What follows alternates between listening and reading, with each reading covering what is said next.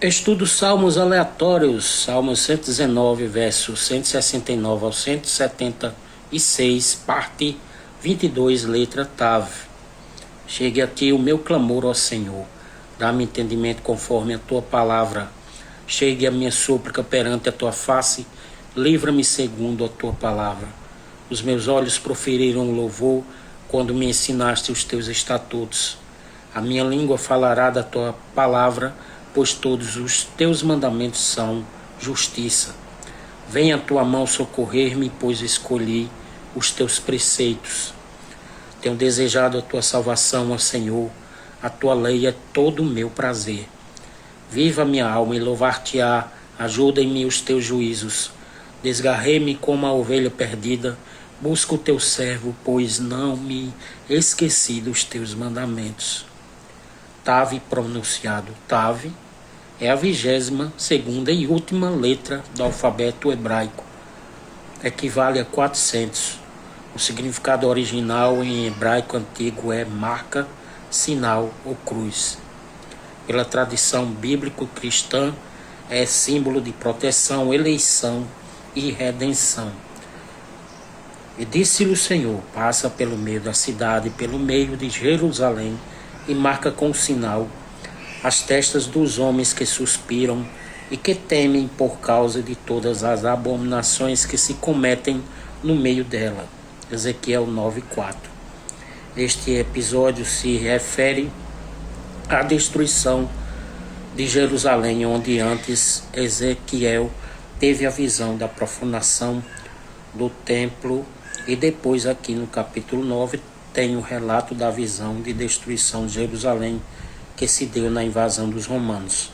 Contrapondo este ataque frente a esta destruição, por permissão divina, a revelação, havia um aspecto corretivo e punitivo por parte do Senhor, quanto Deus guardar, proteger, selar, por um sinal que neste aspecto não era um sinal visível ou intracorporal ou qualquer ordem desta, mas uma escrita, um estatuto eterno que livra-se estes que foram selados por causa de todas as abominações que se cometem no meio dela, embora tenha sido conquistada e blasfemada pelos romanos. Jerusalém era aquela cidade onde as abominações ocorriam. A profanação do templo foi apenas a consequência do que no seu interior já ocorria. Um homem vestido de linho tinto como um decreto de guerra e destruição, que foi Tito. Embora a visão de início falando lembre na mesma expressão do homem vestido de linho tinto com um tinteiro de escrivão. O escrivão era aquele que escrevia as escrituras, os registros religiosos e demais coisas desta ordem.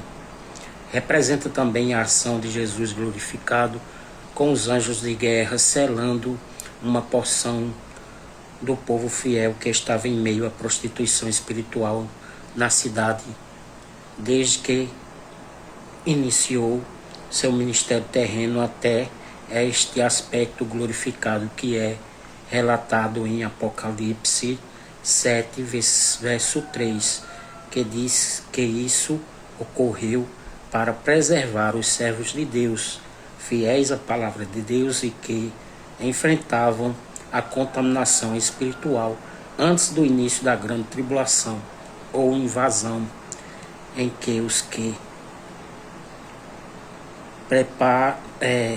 perseveravam foram levados cativos junto com o despojo. Então, nesta reflexão se vê a complexidade do assunto e diferenças entre o selo de Deus e a marca da besta. Apocalipse 13 mostra a importância da obra redentora de Cristo para a proteção, eleição e redenção dos salvos em relação à última investida do mal, em relação ao propósito de salvação que o Evangelho de Jesus transmite, que é esta escritura escrita com tinta de escrivão com sangue ao invés de tinteiro comum apenas.